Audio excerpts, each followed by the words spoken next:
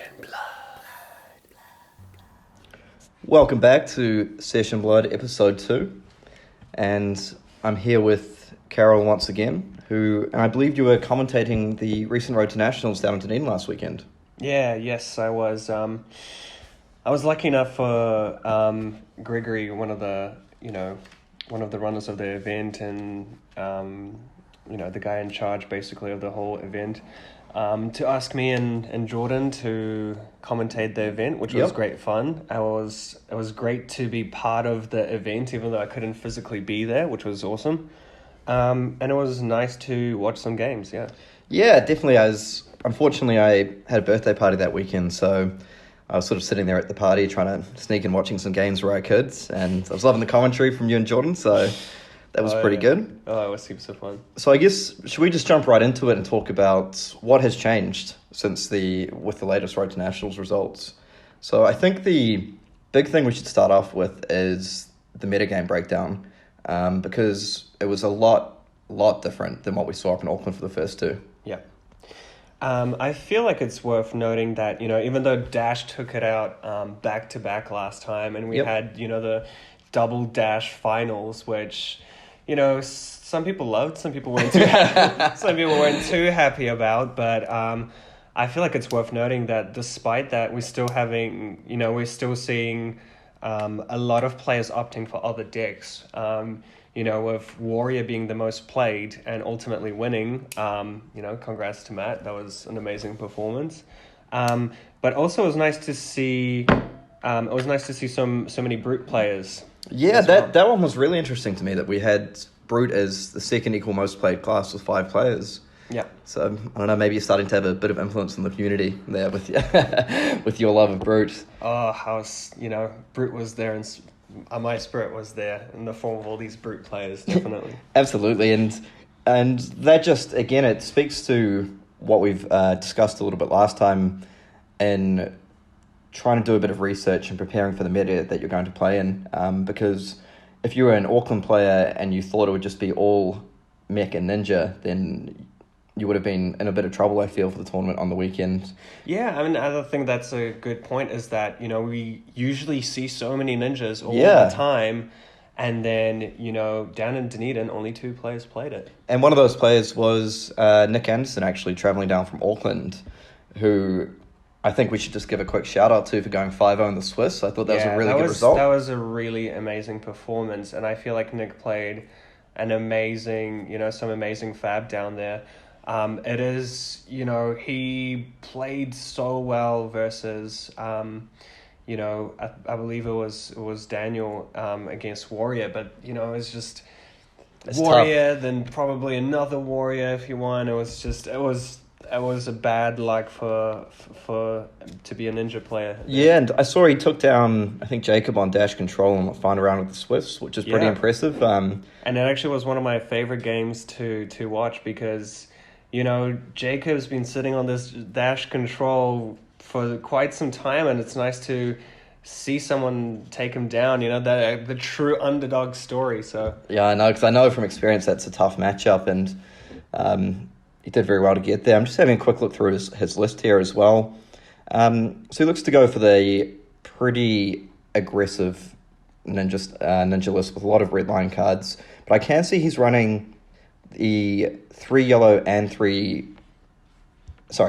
Sturgings and 3 yellow leg taps. Yeah. And I actually quite like that, just to try and consistently threaten the combo lines, try and throw the Dash player off their game, don't just let them sit there and set up over and over again.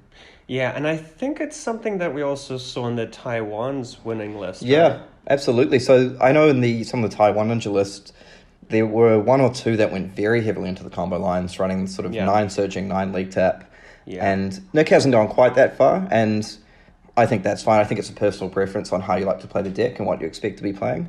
Yeah. But he certainly proved it's worth going 5-0 in the Swiss, and like you mentioned there, sometimes even if you dominate the Swiss, the top 8 pairings can just be a little bit difficult for you, because I know he had to play Daniel Reel in the top 8 in the first round. Yeah. And again, that's just always a tough matchup for Ninja. Yeah, it was one of the games I got to commentate, so I got to watch it quite closely. And I have to say, he was doing really well. He was doing really well and kind of, putting so much pressure on this warrior to kind of like stop the kind of pushback and those counters stacking on Dawnblade. So props to him for making it such a tight game. Yeah, I managed to catch a bit of that game myself as well, and it got into one of those classic game states where he had to take a lot of damage to put a lot of damage back with Ninja, but he just fell a little bit too low on life that he couldn't push through at the very end.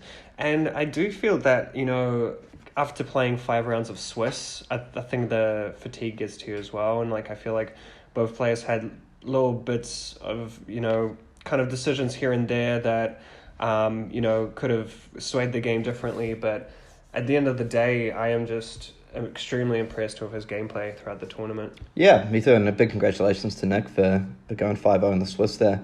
And so moving along into some of the other interesting meta discussions here. Now, one thing we were sort of talking about during the week is the sort of mind games between Jacob and Matt a little bit. Yeah. So they've played each other. So this is their second final, I believe now. And they played each other in the semi-final of the other tournament. So these are two guys who actually live together as well now, Jacob and Matt's house. So who obviously know each other's play styles. And I feel that when they're approaching these tournaments, there's kind of two different things they're keeping in mind. They're thinking, what is the metagame down there? And what is the other guy playing? Like, what is Matt? What is Jacob playing? Because I know leading up to it, Jacob was pretty keen on Runeblade. Yeah, I feel like, it's a situation where, these two players test with each other a lot, and they also know each other's, the classes that they can play. And because of that, I think that there were a lot of mind games. My prediction is that, we've seen both of them play Dash, both of them play different forms of Dash with Matt running the combo and then Jacob the control. Yep. And I think as soon as Matt won that Rhodes, I think Jacob was kind of prepared with a counter. He was prepared with a list that would beat that. But then at the end of the day, how do you know what the other player is going to play? You could put on the front and be like, hey, I'm going to play this list, or I'm going to play Runeblade, or I'm going to play Ninja, or I'm going to play, stick to my Dash list. And I think, personally, what happened was, I think Jacob was confident that he could beat Matt's Dash combo deck with the Runeblade, but then... Wasn't so sure about the warrior list. Yeah, but then, Matt is... One of his, I think, biggest assets is his ability to shift between classes. I've seen this guy play amazing Ninja. I've seen him play Dash. I've seen him play a great Wizard as well. Yeah, and I know he's a very, very good warrior player. I tested a lot with him in the lead up to the constructed calling, and he beat me in the Swiss there as well on his warrior deck. So he's got a lot of experience with the deck. He knows how to play it well. And I know he tested a bit with Nick Butcher, who's another sort of known warrior player on the scene. Yeah. So I'm sure they can sort of help each other out with a few insights. Yeah, and I feel like Nick really enjoys playing vicariously through Matt. Yeah. They give it a credit for some of the... but I suppose fair enough. If you're testing fine, if you come up with suggestions, maybe you deserve a little bit of the credit. I feel like there's nothing more rewarding than, play testing with someone and, giving some tips and hints and stuff, and then seeing it pay off. Yeah, because just going back to Jacob's list, because you mentioned how he wanted to come prepared with something that he could beat Dash mid-range with if he was playing control. Yeah, so my prediction is that both Jacob and Matt would have turned up with both decks ready, because I actually think the players would have, all down to the wire, down to the deck list submissions, would have kind of been thinking, do I play Runeblade and try and get an edge on that Dash mid-range, that Dash combo? And the same thing for Matt, I think he was thinking like, if I can beat Jacob's Runeblade with Warrior, why don't I switch to Warrior? So I think they both would have been kind of switching back and forth. Yeah, because I think, and one thing as well is, again, we are speculating here. We haven't spoken to the players themselves about the decisions around that. But yeah, I know Jacob was a bit concerned about his Ninja matchup on Runeblade. So that might have been in the back of his mind somewhere as well, even though there only ended up being two Ninja players. Yeah. But Just having a look at some of the changes he made to his deck, because we mentioned he wanted to come prepared for dash mid-range. And I think the big thing in here we can see is he's got the 2 Time of Fire-Dales, an energy potion, and a time stat potion. And I think the logic behind that is he can use those to basically keep up with the high octane Tome of Fire-Dale big combo turns that the dash mid-range deck can push out. Yeah, and I think that's true. I think even though those players would have been, kind of deciding between the two lists, I think they both made adjustments to both in case the either player plays the other deck. So I think there was a lot of, thought going into this from both sides in terms of, hey, what if, if I do switch to Rune Blade and he switches to Warrior, do I still have a shot? In the same way Matt would have been thinking, hey, if I go Warrior and Jacob decides to stay on Dash, can I still have a game? Yeah, and I can also see you put in 3 Springboard Somersaults, which he took out the Yellow Fateful Scenes for. I'm interested in that change because I feel the Somersaults are better against Ninja, but personally I feel because blocking for 4 is so critical against Ninja from Arsenal, and even the +2 helps you get around things like Ancestral Empowerment, so it's kind of fine.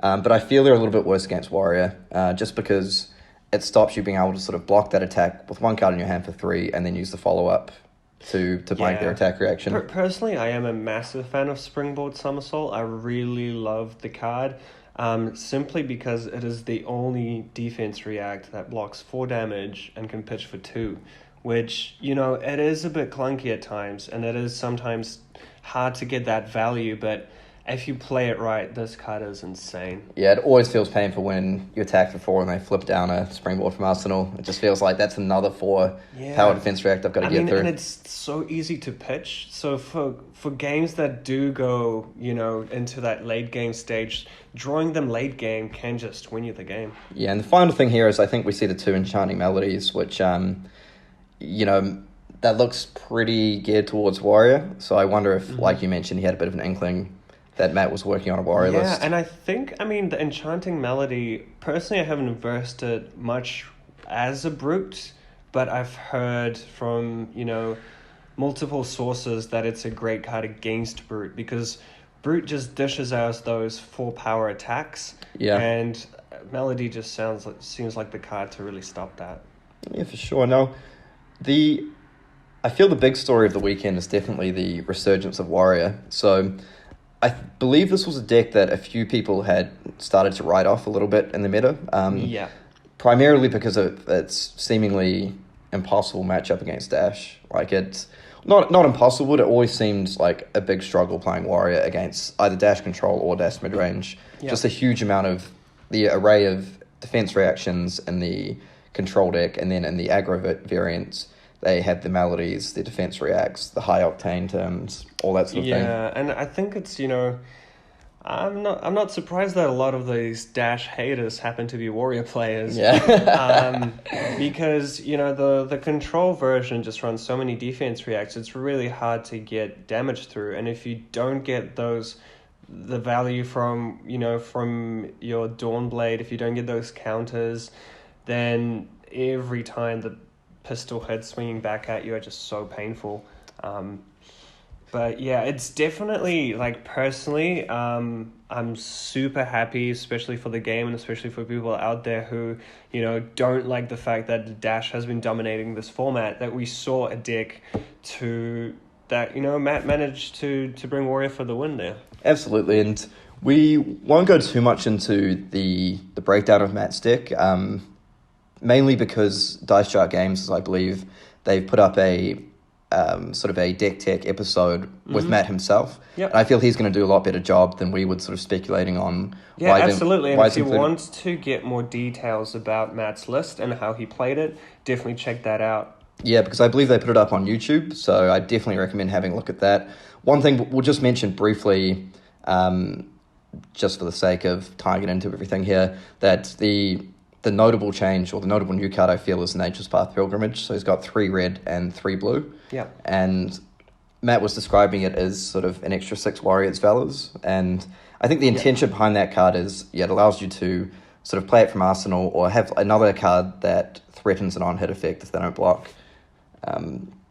We won't go too much further than that because we recommend you check out Dice Jar Games and Matt's Think himself. But I do think, just one point for people to know. It's the card I feel like is a lot better in these warriors, that those pre-pump warriors, or these warriors with a lot of, go wide warriors with those life for lives and scars and lightning strikes, just so that pilgrimage, when it does hit, you do have a high chance of hitting something off the top. Yeah, definitely, because you really want to be threatening. I mean, what would it probably be, about 60-ish% to hit an action, and if you hit something like a Rabble or Sky, if you hit any action off that, it's just great value for you as a warrior player. Yeah.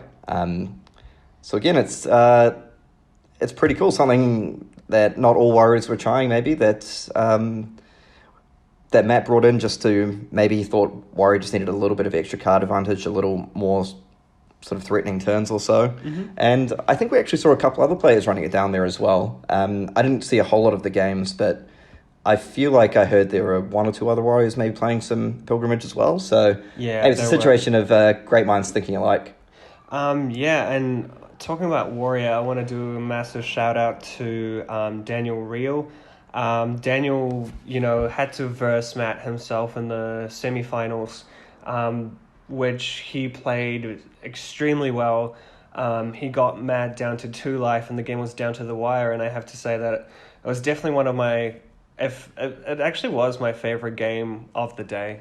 I thought it was. I actually managed to watch most of the top 8, actually, the ones that was featured on stream at least, and I thought Daniel played very well, first against Nick, and like we say, that's kind of a tough matchup for Ninja, but as anyone who's played against Ninja will tell you, like, playing against Ninja takes a lot of skill. Like, you have to be blocking correctly basically the whole game. Even if you mess up sort of one turn slightly, they can blow you up with a huge combo line. And particularly towards the end game, where you really need to play that fine balancing act of taking enough damage so you can kill them back whilst not like falling to Kodachis or Razor. So I thought he played that really well, and I thought he pushed Matt to the absolute limit. I think he got him down to 2 life. Yeah, I don't think I've seen, we couldn't really get sound from the players, but you could see Matt was really sitting there thinking on those last few turns. He was really in a hard place to make the right play and take out the game. Yeah, for sure, because even though, like, if you think the odds are low, they have double shunts, like, do you really want to put your whole tournament on the line for that? Absolutely. And that's, you just don't want to get blown out. And especially with Daniel running the full 9 Steelblade shunts. I mean, Matt might not have been aware of that, but he probably did see a number of shunts throughout the game, either being played or pitched. So he's probably well aware that there was probably a couple left in the deck, so... Yeah, and I feel like those shunts really helped Daniel out. I feel like, his list is just great for the warrior mirror, actually, I'd say. Especially when it gets that low. It was unfortunate that he didn't draw the 2 shunts, but he played extremely well. And just rounding out the top 8, we have Nick Spence, and I believe is he involved with running Dice Jar Games, or...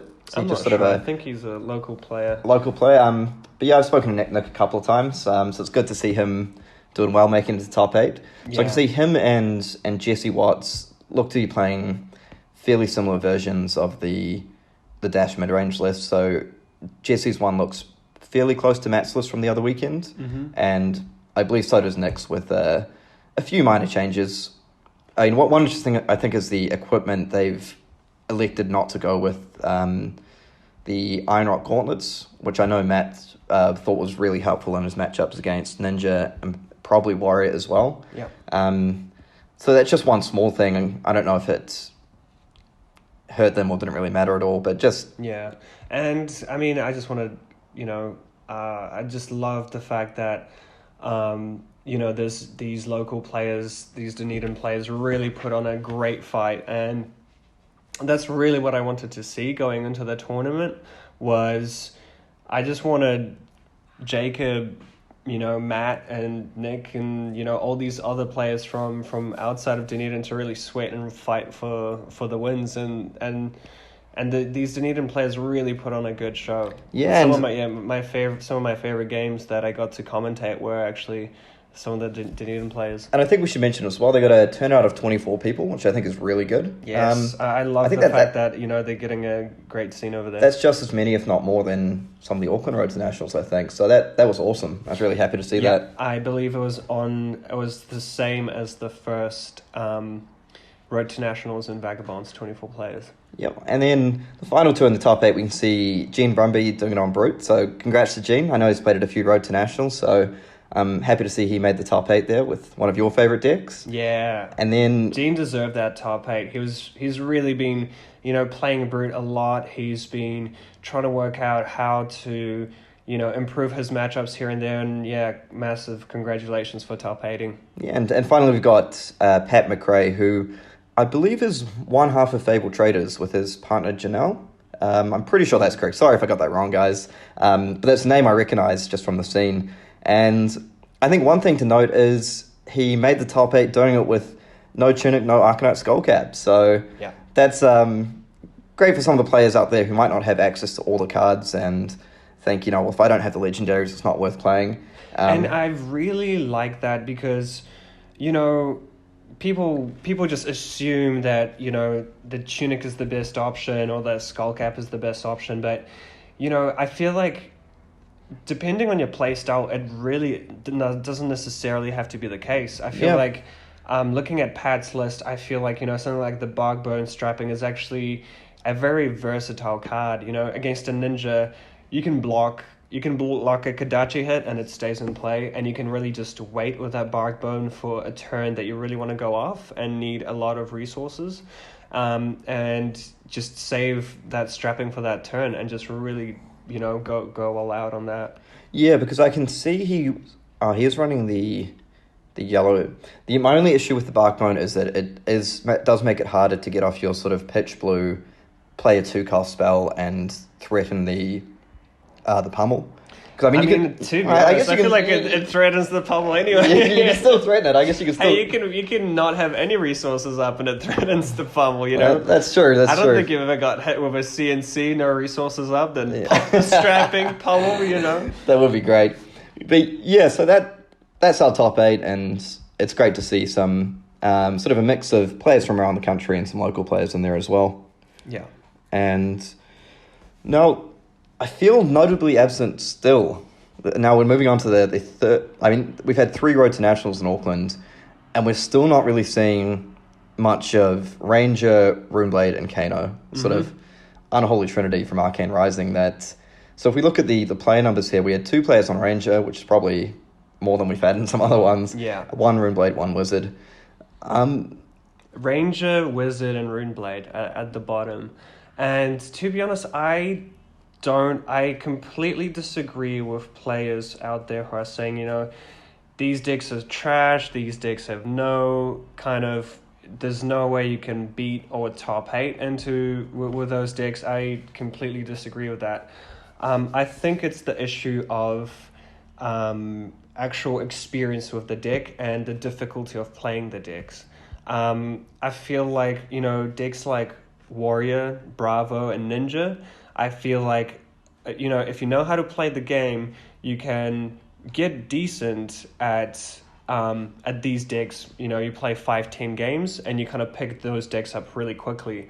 And I feel like then you have decks like Ranger, which I reckon would require between like 20 and 30 games to, you know, to start actually winning and start feeling comfortable with it and actually getting that advantage in those games. Yeah, because I think that's true, that to get to a level where you're feeling pretty confident on a deck, like basically any of the Welcome to Wrath heroes, is, I feel like it might take a few less games. Yeah, like something like Kano or something like Runeblade, where particularly something like Kano, which just plays completely differently to every other class, playing at instant speed, playing the other turn, sort of checking your pitch order constantly, setting up big combos.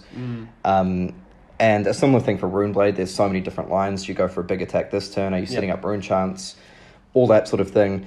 But I totally agree with you that I don't think these decks are bad. I think we just haven't sort of found the correct list yet as well. Yeah, and in terms of, you know, a tournament like the Rhodes, at the end of the day, I feel like Jacob's a great example of you play with what you're comfortable with. At the end of the day, if to win, you have to play 8 really solid games. And, even though Jacob has a ton of experience with Runeblade, it's, he hasn't, I feel like he still went for that dash because of how comfortable he is with the deck. It's a comfort pick, yeah. If a deck that you just know is really good, you feel like you're confident against pretty much everyone in the field. And it's like, it's something like, you could play with a deck like Kano and Runeblade. You could play a matchup that you're quite confident in, or you could play versus a player that you don't feel as skilled. But at the end of the day, you could make one mistake, and that can cost you the game. And I think it's, to top 8, I feel like a lot of players are still basically going for those comfort options. Mm-hmm. Yeah, and I think when you mention our one mistake costing the game as well, I just want to sort of switch topic briefly and just move to that the final between Matt and Jacob, which I highly recommend watching if you haven't seen it for the people out there.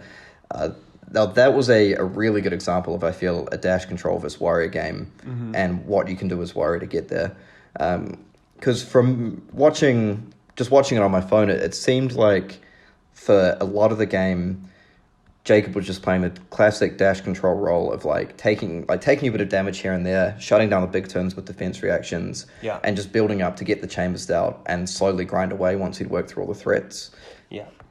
And what was, I feel, a big turning point, what I thought was in that game, which may have caught Jacob out, was when he played an enchanting melody and then attacked with his pistol, and Matt Steelblade shunted it. Yeah.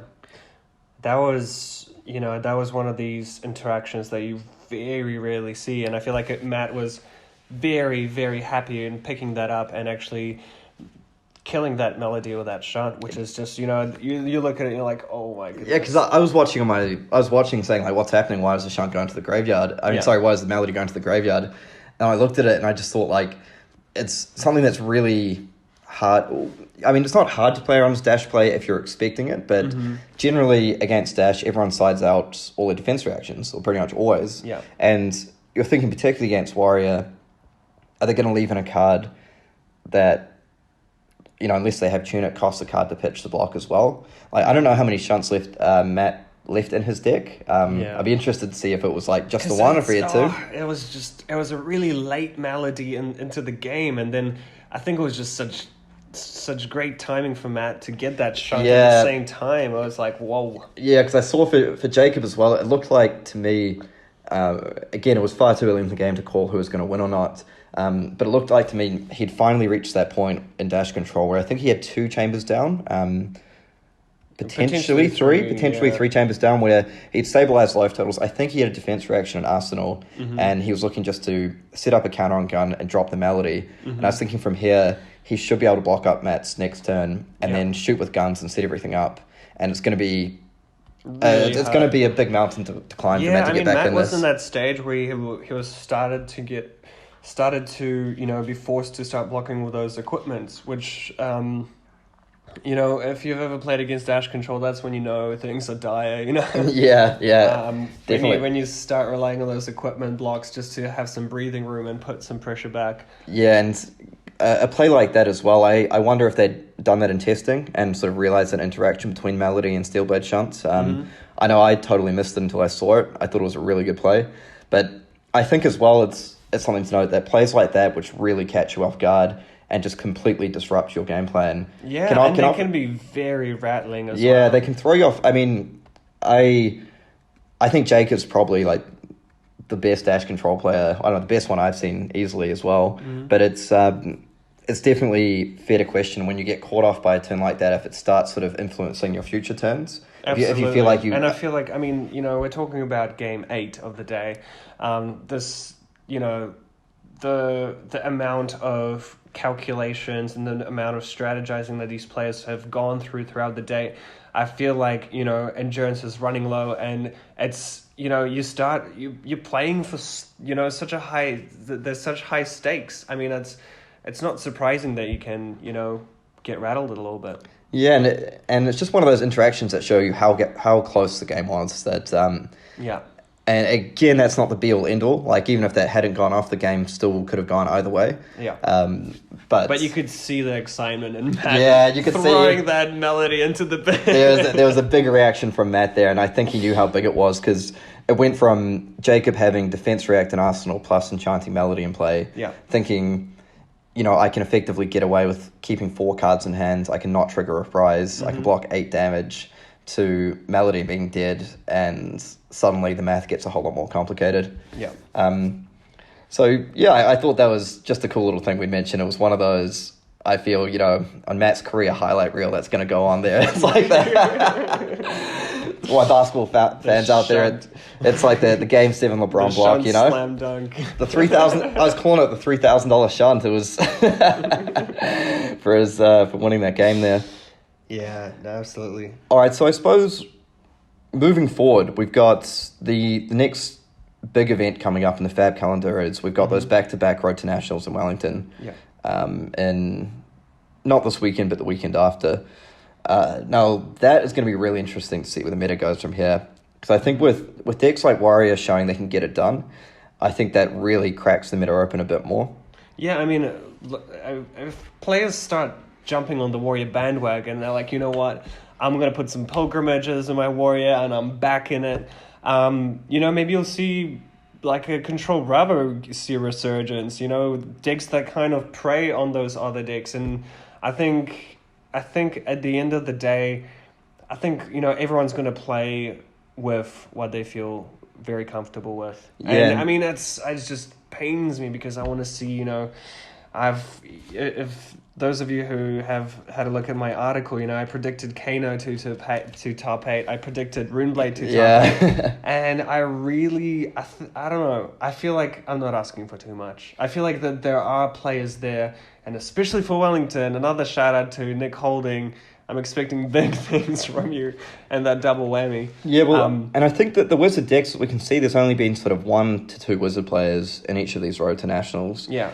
And I think the math for players starts to become, especially with the meta expanding, people have to make the decision, do I want to dedicate sort of 3 to 4 cards in my 80 to things like Nolrens and Irena's prayers to play against Wizard? Yeah, that's a really good point. Or do I want them focused more on other matchups? Yeah. And I think when people start to sort of cheat a little bit on their Nolrens and that they think, this might only be 1 Wizard in the tournament, I'll get away with it, it'll be fine. That's when Wizard can really shine, because it's a huge difference playing Wizard against 0 Nolrunes, for example, and Wizard with 3. Yeah, and I mean, you look at some of these players that are kind of, they don't really see Wizard as a threat. They don't really see they might see Runeblade. Runeblade is easier to kind of, you just need that 1 null rune to really stop that arcane damage. But we see all kinds of plays. Even, Matt himself is just not, he's just like, you know what, I don't care about Wizard. Yeah. And I feel like, at the end of the day, very aggressive decks like Matt's Warrior, I think he can just, he's like, probably I'll just side out my defense reacts and just pressure them. And I feel like the more we'll see, the less we see kind of Kano and Runeblade, the more it opens up a window for these decks to really shine in the tournaments. But, as I was saying, it's just, I think Ranger requires probably 30 games to get good. I would put Runeblade around, I don't know, 40, 50 maybe. And Wizard, I tried. I thought to myself, you know what? Next Mighty Ape tournament, I'm gonna play Wizard. I'm gonna practice Wizard every day. And do you know what happened? Too hard? No, people just didn't want to win against me. People stopped trying to play me because they knew I was just gonna lose, and it just became so disheartening. So, maybe I'll pick up the Wizard again, and I really hope that some other players pick it up as well, because once you kind of get on a roll, that deck is just amazing, and the fact that other players aren't testing against it, it's a massive window of opportunity. And again, I think if people aren't going to dedicate the slots to the Nolrens and their owner's prayer, I think it's definitely a window for Wizard to shine. I mean, just look at Taiwan, we saw a 5-0 Wizard in the Swiss. We did, and, that's just goes to show the deck has that raw power, Yeah. but it just needs the right person to harness it. Yeah, exactly. And shout out to David Spencer. Actually, he's been giving me tips left, right, and center on how to play Wizard. And mate, I don't know. I'm lost. I'm still lost. I know that there is a list there, and I don't appreciate people putting Wizard down and saying that Wizard is not a good class, because Wizard is, as Sasha said, many a time, is the best class in Fab. I feel like, Flesh and Blood has that potential to... I just think we're at a stage where we still haven't worked out the game. I mean, we see all these great players, whether it's in Taiwan or New Zealand, whether South or North Island, I think we're still in early stages of discovering the depth of Arcane Rising.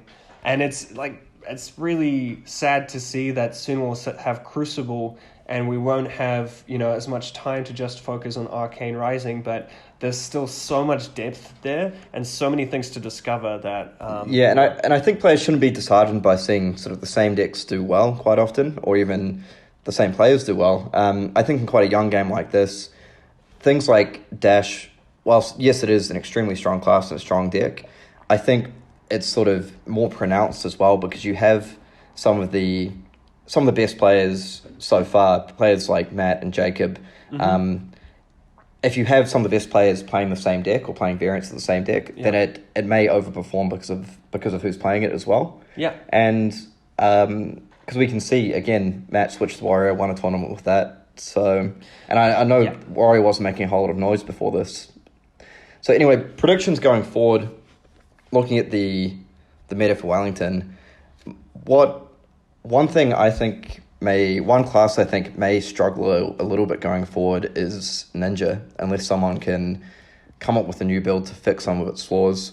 The reason for that is I think it's still a difficult matchup against Dash midrange and Dash control. Definitely not unwinnable, but sort of too close to 50-50 that you're not going to be confident having to play it multiple times. And I think on top of that, the Warrior matchup is very tough. And if also, you see so many Warriors, it's just disheartening as a Ninja player. And the problem is those two decks are pulling you in two totally different directions as well. So for Warrior, you want to have sort of enough reactions that you can slow them down, you can pressure them. But against Dash, you just need your deck to be as streamlined as possible. Like, you don't care if your attacks are blocking for 2 because you're just blocking guns and everything. I mean, I hope a Ninja player out there can do it. But I think, I am hopeful for, for Bravo. Shout out to Kale, who's been keeping it real this whole time. He has. A player I'd love to see win a Rhodes on Bravo. A player who's been committed to Bravo for so long, but I think that opens a window. Hey, if Matt's list influences enough people, maybe there will be that resurgence of these big defense reacts, those hammer swings, and just chilling back. Maybe that's a control deck that can deal with that Warrior a little bit better. Yeah, because I feel that at the moment, if you're looking to build a deck list, you want to have a deck that can do pretty well against Warrior, Ninja, and Dash.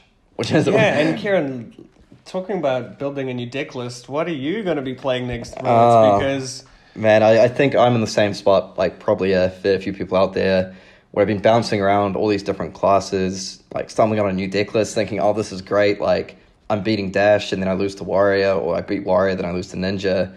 So I like the diversity. I feel like it's, having only Dash players win, you kind of gear your list towards that, and then now I feel like there's a lot more options. You have no idea what Matt's going to be playing, you have no idea what Jacob's going to be playing.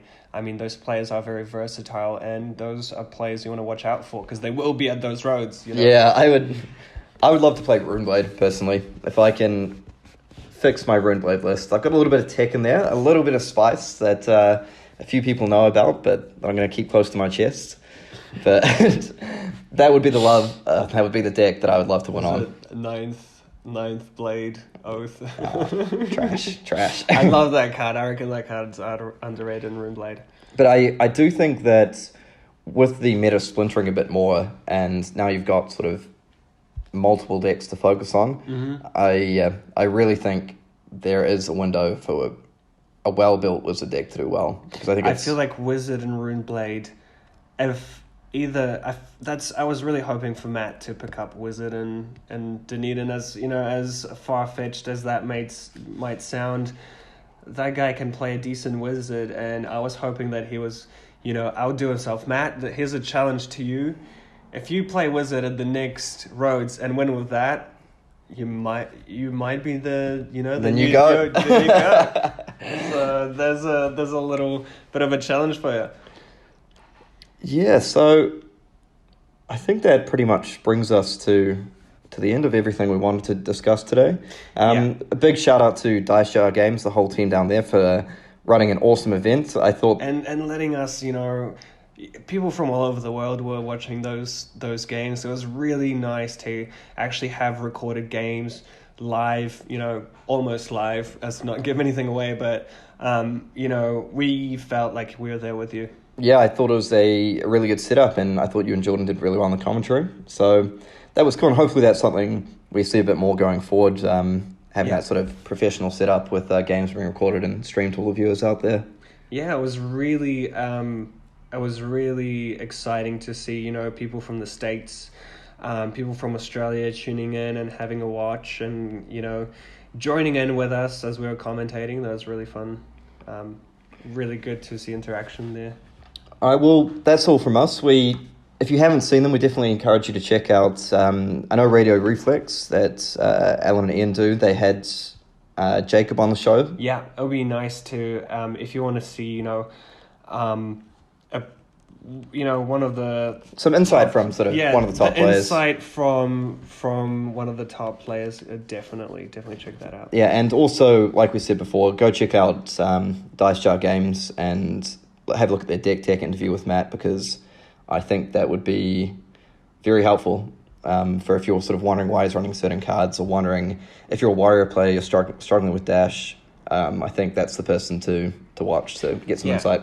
And also we started doing kind of like matchup overviews on YouTube. So if you YouTube Session Blood, it will come up with... we're going to aim to add as many of these different matchup overviews, and please free to drop us a line if you want a particular overview of a matchup. If you're, I don't know, a ninja player struggling versus warrior or something like that, we're happy to go over these games and give you tips and how to improve your game. Because we haven't got anything locked in, but I think we may look at doing something like warrior versus dash, either mid-range or control, or perhaps ninja versus warrior next. Just one of those common matchups that that people might want a little bit of insight on. Absolutely. Thanks for tuning in, everyone. We will catch you next week. Yeah, see you later. Session Blood.